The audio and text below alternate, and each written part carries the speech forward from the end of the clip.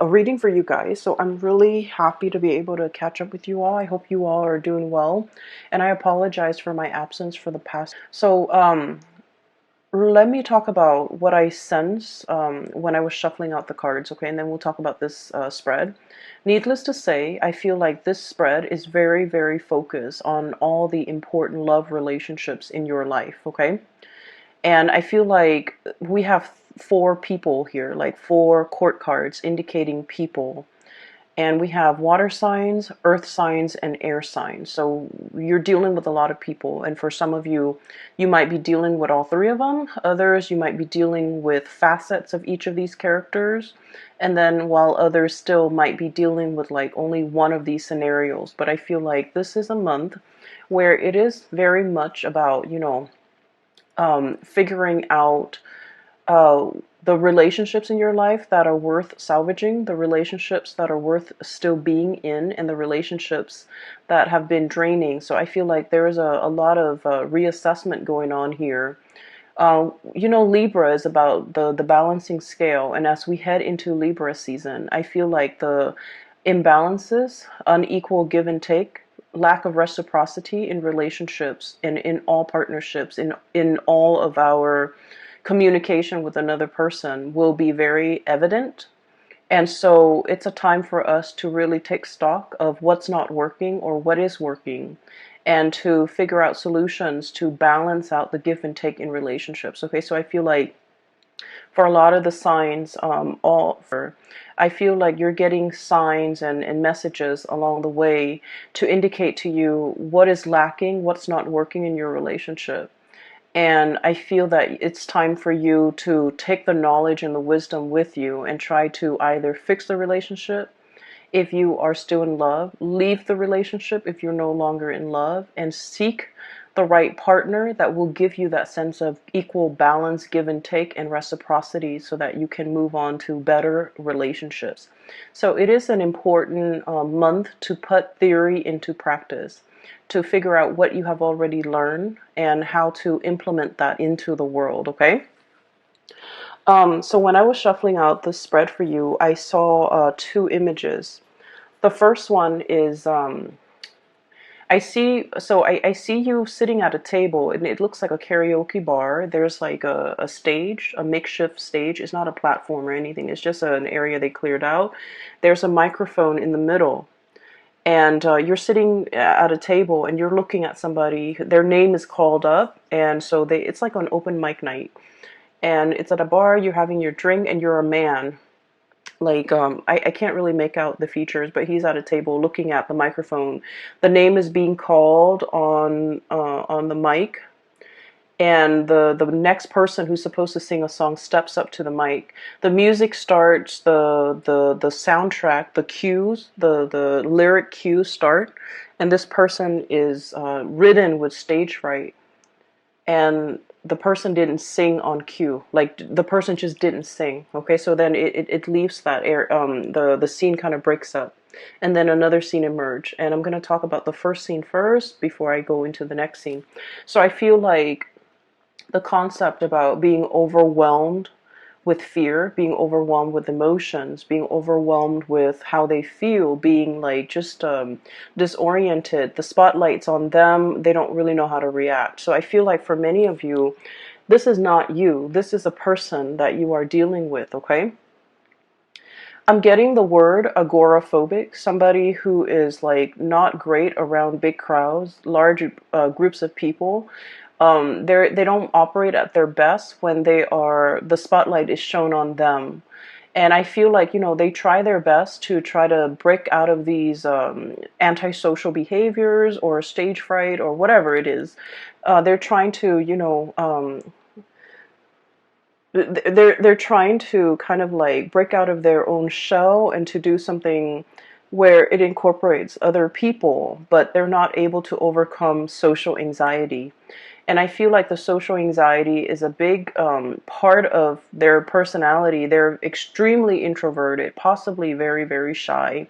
They like when you look at them, you might not feel like they have any type of social anxieties because when you're in like a close relationship with them, they don't exhibit signs of social anxiety. But I feel like when they're out in public, when they're dealing with strangers, when they're dealing with just large crowds, they get very, very shy and they shy away from big gatherings. And so for some of you guys, if especially if you have a lot of like water placement in your chart. So for example, if you have like water like Scorpio, Pisces, or Cancer as your sun, moon, or rising, or if you have a lot of planets in a water sign, this might be you where you're feeling a little bit disconnected from people, mainly because you might have social anxiety, you might have issues when it comes to operating in a large crowd, being in a position where you're interacting with a lot of people, or you are kind of like front and center and people are looking at you and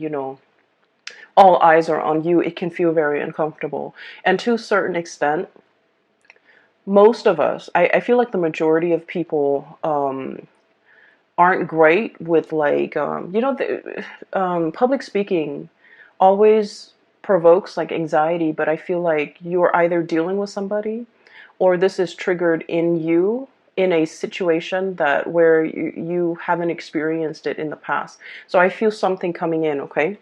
I'm also getting the word tongue tie, stage fright, and tongue tie. Okay, so it could be either of those things.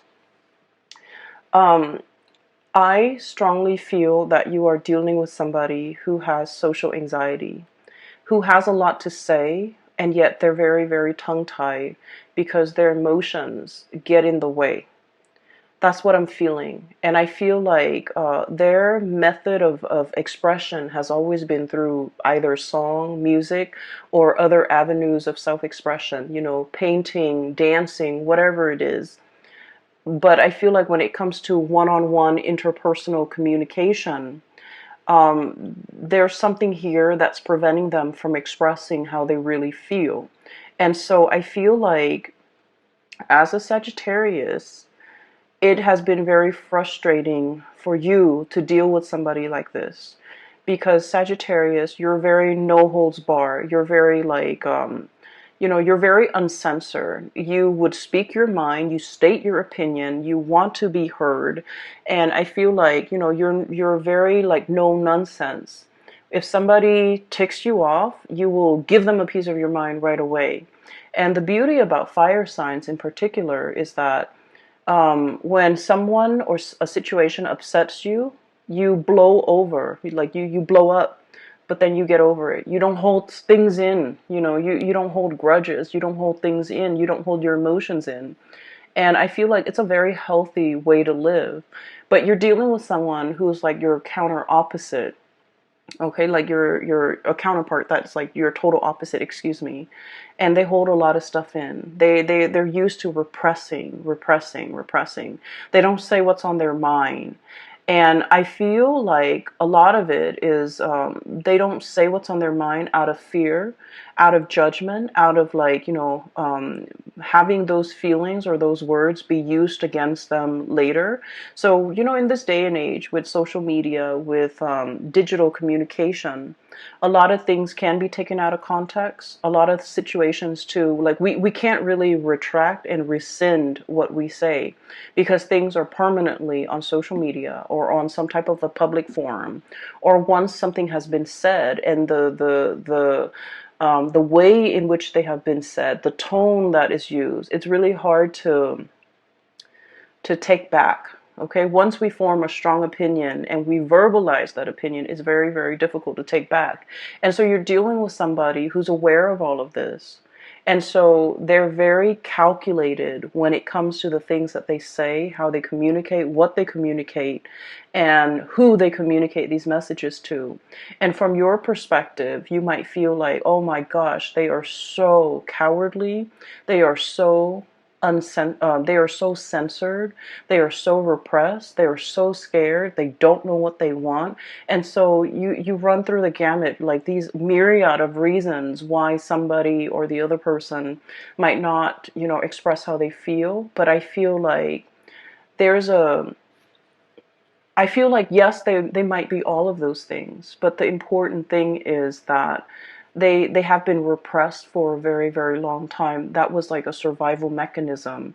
That was how they dealt with grief. That was how they dealt with changes. And that was like, it's purely survival. Okay. I don't blame people when they do things on a purely survival basis. Even as an adult, you know, we're conditioned to behave a certain way. And so I feel like it's hard for you to understand this person. It's very, very hard for you because you are out and free and you know, unaffected, okay? And you're very uncensored. And so you don't understand how somebody could be so different from you. So I feel like there's a lack of understanding here, but I also feel like there are issues with the other person. And I feel like a mix of cowardly, a mix of stage fright, a mix of social anxiety, a mix of repression, a mix of, you know, just life experiences that makes them very, very calculated when it comes to what they say, calculated when it comes to what they, to expressing their emotions. Okay, so that's where we're at. Okay, so that's the first thing with that karaoke situation. The second image that I'm seeing here is I have this little boy. He's wearing a raincoat and his little backpack, and it's like in the morning, and it's kind of drizzling outside, and he's waiting for the school bus. Okay, so he's about like 5 or 6. He's waiting for the school bus. The school bus is supposed to pick him up in front of his house, but he's in the porch because it's kind of sprinkling. And he's debating, you know, I don't want to go to school today. Kids are mean to me, or, you know, I just don't want to go to school today. I don't want to be in school. It's kind of rainy. I'd rather be home. I'd rather like, and I don't feel that great. And I feel like he doesn't feel that great. It's the weather affecting him. But, you know, children, they can't really verbalize these things. So he's just like, I feel crummy. I want to stay home today. I should tell mom that I don't want to go home. So he's like running through these thoughts in his mind. And then he's like, I don't want to go home. I don't want to go. I don't want to go to school. I don't want to go to school. I want to stay home. And then he's still deliberating in his mind. Should I go back in and tell mom I don't want to go to school? And then just then the bus comes and the bus door opens and he's like, I don't want to go to school. Should I just go back inside and tell mom? And then he finds himself walking towards the bus. And then the door closes and the bus takes off because he took too long. Okay, so I feel like, once again, this could be you or another person that you're dealing with. And I feel like it's a situation where it's uneasy. You have like a gut reaction or a gut instinct on what you should do, right? Like you might have a disaffinity for something, like a lack of liking for something, or an aversion to something, or like just a repulsion towards something. And then you're trying to rationalize, like, why do I feel this way about this person? Why do I feel this way about this situation? And I feel like your intuition has been right. Your intuition is telling you, you know, that might not be the right person for you. That might not be the right situation for you. And crisis averted, because I feel like at the end of the day, the door closes. He missed his bus, but he gets to stay home. And so in a way, it's sort of like a situation that can be a self-fulfilling prophecy as well. Okay, taking too long to make a decision. First of all, do I go to school or do I stay home? Taking too long to make a decision. And then at the very last minute, the decision is made for you. That option is ruled out for you. And so inaction, I feel, is as dangerous as like lack of action, or doing something where your heart is not 100% committed in it. It can lead to failure. Does that make sense? Because I'm feeling like there's a self-fulfilling prophecy. It's something that you're just like, oh, it's doomed to fail from the start. I'm just going through the motions to do it, but it's doomed from the start. And because you're half-assing it, and because you're like just going through the motions, and because you're also injecting a lot of just self-defeating negativity into a situation, it fails. And I honestly feel like this is not you, Sagittarius. This is somebody that you're dealing with, where they're like constantly mired in a very, very negative mindset. They don't look at the end goals. They don't look at, you know, pushing themselves past their limit. They let fears and discomfort gets the best of them. They don't challenge themselves. They're not inspired to be a better person. They're not, you know, grasping for these high ideals. So then whatever they do inevitably flops.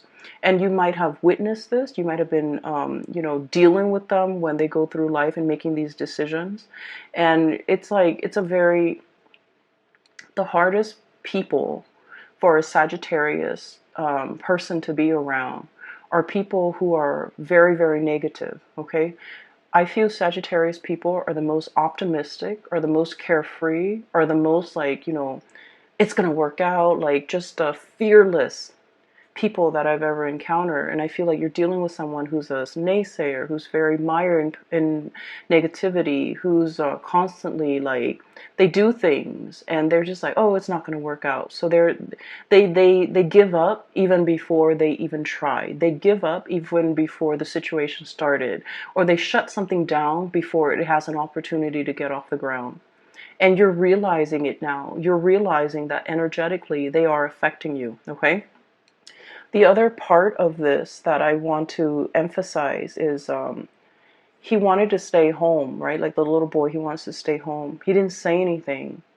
And then I feel like there's something here about, tongue-tied, not being able to speak, not having the right vocabulary, not feeling fearful, feeling afraid, feeling censored, okay? So those are the key words as we head into this month, and hopefully these messages will provide a lot more clarity for you when you're dealing with with another person that behaves this way. So right off the bat, what I'm feeling is this is a month of major communications, okay? And especially as it relates to like feelings, emotions, being like where things are kind of laid bare, they're out in the open, they're happening very fast. This to me indicates usually like electronic communication, communication that comes out either physically in person or like electronic communication where they're coming at you very, very, very fast and you have like a split second to respond, or timeliness when it comes to your response is very important, okay? So there's a lot of communication here. If we're looking at this situation, I feel like if in the past there has been a channel of communication that has been blocked, where you feel like you have to literally pry the answers out of the lion's mouth, okay? You have to like literally like pull out answers, command answers, or like demand it from another person. I feel like the floodgates are opening. So right off the bat, I feel like there's a situation where you are asking a lot of questions about to a person, or this is happening to you. And I feel like for many of you, if it has been, the past few months of like constantly communicating with someone, wanting clarity, wanting like certainty, wanting something solid and concrete, I feel like the floodgates are finally opening because you have been dealing with somebody who is very tongue-tied, who's very afraid, who is very calculated in the way that they communicate, in the way that they speak. And so I feel like you've been pushing it and pushing it and pushing it, and finally the floodgates open. You're getting the communication that you're looking for. What we have here is a really, really beautiful situation. We have here the Ace of Cups, and this is denoting to me new love, okay? This is like an opening up of the floodgates where feelings are finally expressed for the first time. You definitely have somebody who's coming into the picture, coming forward to make you an offer. And what I sense is you are always very courageous when it comes to being vulnerable, okay? Being vulnerable is like the hardest thing for anybody to do. You put your heart out there, you put your feelings out there, you made yourself known, you made yourself available. You know who you want to be with. And you have made that very, very clear from day one. I'm not playing games.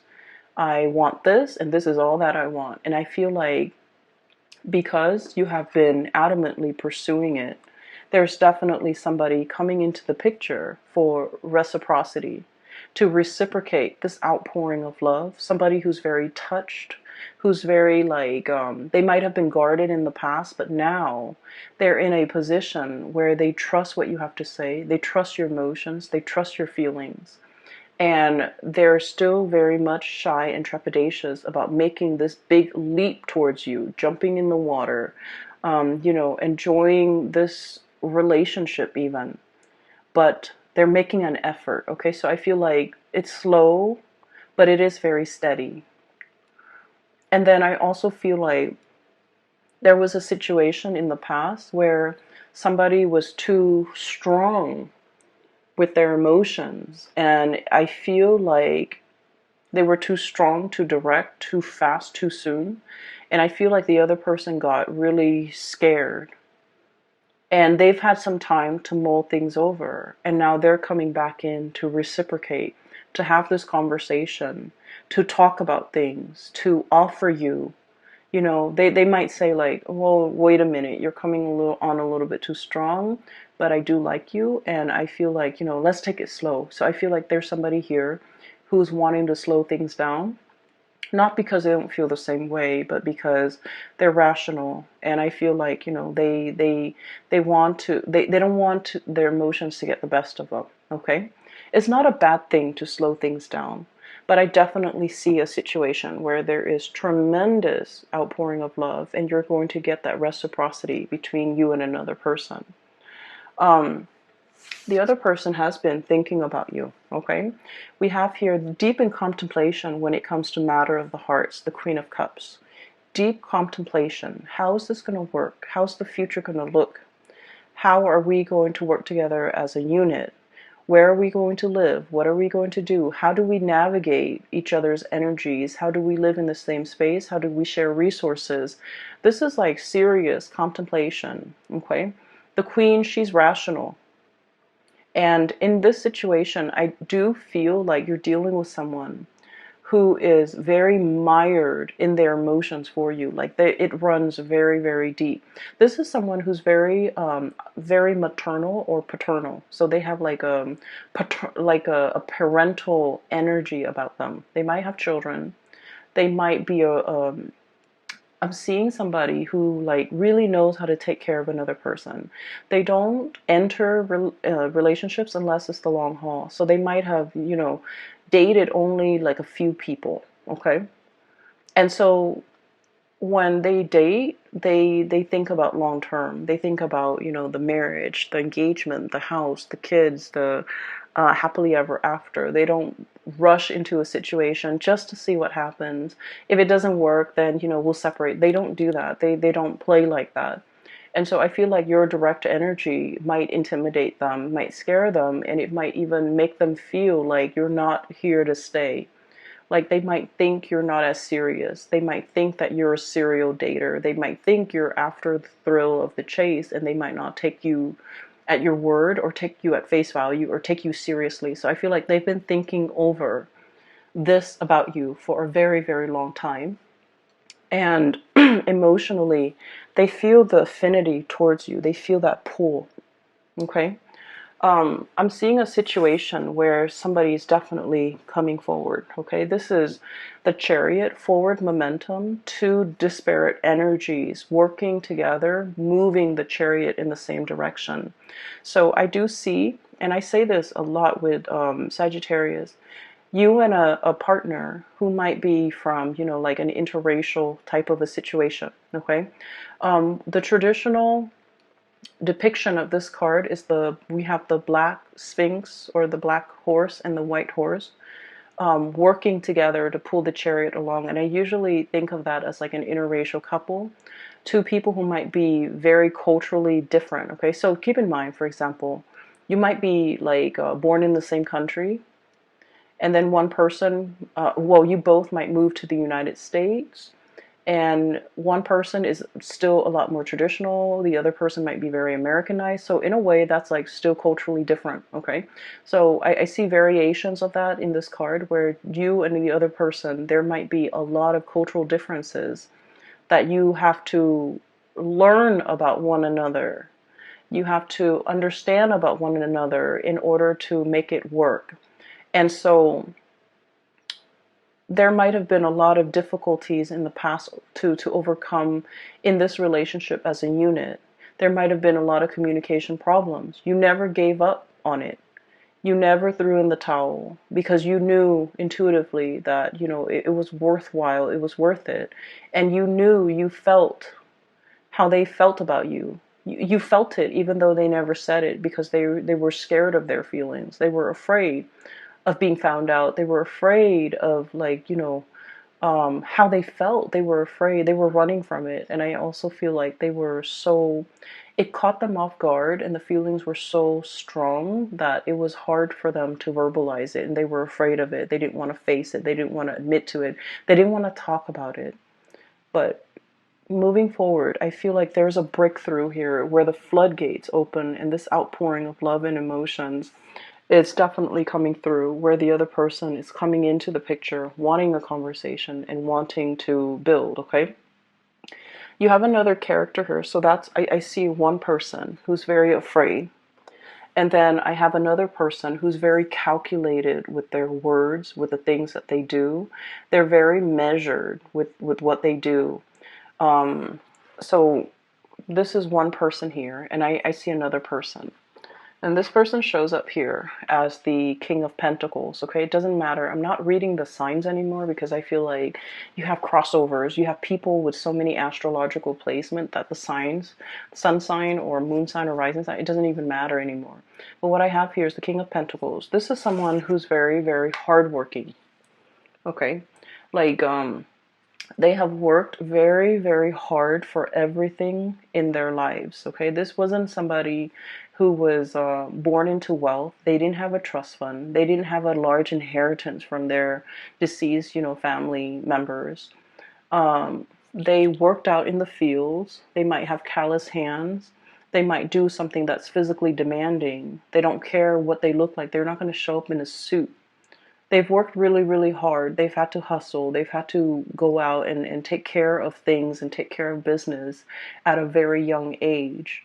And when you're deprived of a childhood, when you've had to grow up really, really fast, when your whole life was all about work and responsibilities, you can be very, very emotionally absent, right? So I just want you to understand where this person is coming from. This is like the pillar of responsibility, okay? This is somebody who make a lot of sacrifices for the greater good. This is also somebody who really craves stability. They crave predictability. They crave hard work. They crave an opportunity to prove themselves. And so just imagine you're dealing with someone like that. And when they look at you, you're hot, fiery, and passionate. You're very unpredictable. You're very uncensored. You're very no holds bar. You're very impulsive as well, I feel. But you're so lucky because your impulses don't get you in trouble. But Aries do. And I feel like to a certain extent, Aquarius and Leo, their impulses, and Pisces, their impulses often get them in trouble. But I feel like you're ruled by, Jupiter, which is the planet of luck. You have a guardian angel, and you never get yourself in sticky situations for very long. There's always an out for you. But the point is, they look at you, and everything that you do is runs counter to everything that they have done thus far to achieve everything in their life. So they look at you as a wild card. They look at you as kind of like, it's exotic and fun and exciting and passionate, but it's unstable. That's how they perceive you. And so this is not somebody that enters relationships, friendships, with arms wide open. They're calculated with the things that they say. They're calculated with projecting outcomes. They crunch numbers. They think about odds and probabilities. And I feel like the odds of them going after you is very low, mainly because they feel like it's a wild card. I feel though there's still going to be communication with you and this person. This is what I usually call ringing the bell. Okay, this is like the lobby attendant, somebody coming in, making their presence known, ringing the bell, and they're going to make their presence known. There's still going to be communication. They're still enthralled and seduced by you. And I also feel like they're still very much like wanting that connection. But I do sense, and I'm not into, telling you to change your behavior or anything like that in order to be with this person. I just feel like it's going to take some time. It's going to take some time for them to learn to trust you completely. It's going to take some time for the two of you to work out your differences. It's going to take some time for for this person especially to really open up. And in the meantime, the love, the affection, the chemistry is great, and the attention that you give them is really good for their ego. They really enjoy it. But I feel like there's a little bit more of a heart soul connection here.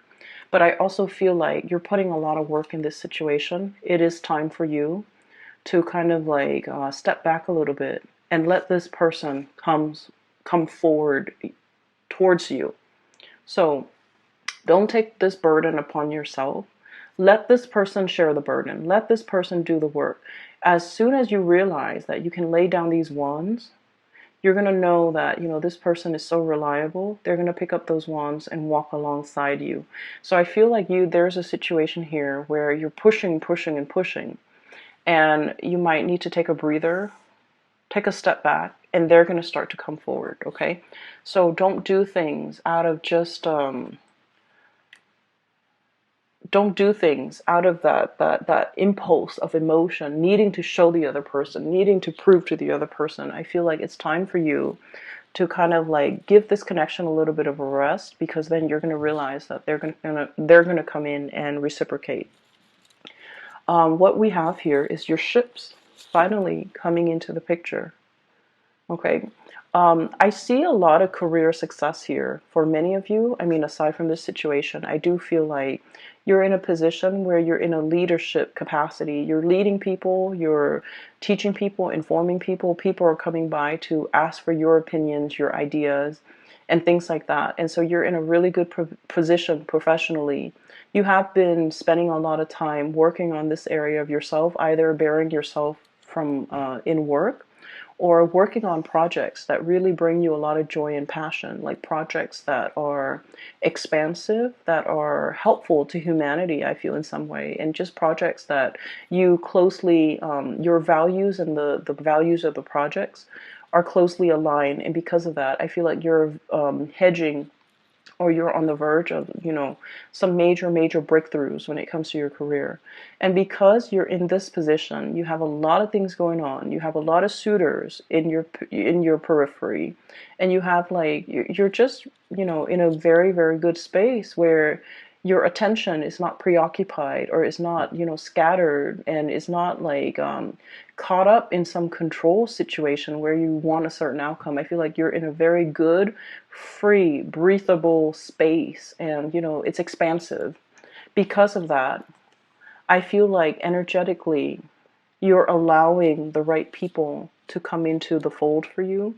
You're making room for the people that want to reciprocate, and you're laying down these burdens as well towards people that are not in the picture for your greater good, or who are not willing to put in the time and the work and the effort. Okay, so I definitely see some major communication breakthroughs. The last card here that we have is the King of Swords, and the King of Swords is once again all the characters that you're dealing with, especially the two kings, King of Pentacles and King of Swords. These are not like emotional types of people.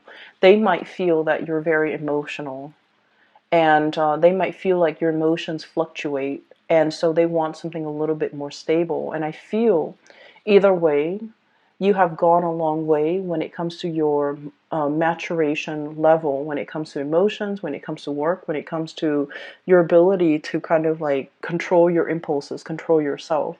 And I feel like that makes it a lot easier for them in their interaction with you, in their communication with you, to be able to, have like a conversation and feel like they can express themselves, and feel like you're to finally understand how sincere you are. Even though you say things, you're not like other people where they just say things that they don't mean. You are actually very open, very sincere, very honest with how you feel about them at all times. And they're starting to feel safe and comfortable in expressing themselves and reciprocating back at you. Okay, so I do see there's major communication breakthroughs here. And so I honestly feel like, the goal, or the theme for this month is you are dealing with someone who's repressed. You are dealing with somebody who came, kind of like belatedly. They tell you things, like you ask them a question, you wanted to know it at that time. Okay? And I feel like they dragged their feet, they took their time, didn't give you a response at that time, and they might have missed the boat with you. And I feel like they're kicking themselves over it. Okay? And that is why they're coming back, making their intentions known. That's why they're coming back, and they're starting to realize that there was a sense of urgency. There was a sense of, like, if you're not going to reciprocate, if it's something very simple, as easy as, like, just telling me how you feel, and the other person was not able to reciprocate, I'm sensing that they kick themselves. I'm sensing that there's regret, and I'm sensing that's why they're coming back in, because they understand and they feel safe in the sincerity of the way in which you express yourself. Okay, it's like you have been nothing but upfront and honest, and then I felt like the other person, it's almost like when you're dealing with so many sleazy people and then you meet like a really nice honest one, it seems like it's too good to be true. That's what I feel is happening to your person, where you're very upfront and honest, and they're like, it's too good to be true. That person must be hiding something. That must be a facade. That must be a front. That can't be real. Okay? They have their own hangups, Sagittarius, and you kind of just need to let it be. But honestly, I feel like, there's going to be reciprocity coming into the picture, and it's going to make you feel really, really good. Okay? Know where you stand with people and know who's really important. Okay?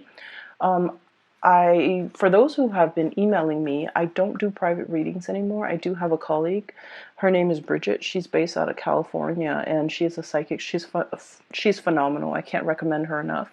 If you are interested in a reading, please get a reading through her. I've included a link in the description box below for her website where you can schedule an appointment for yourself. I do wish you all the best, Sagittarius, and best of luck with everything, okay? I'll talk to you guys soon. Bye-bye.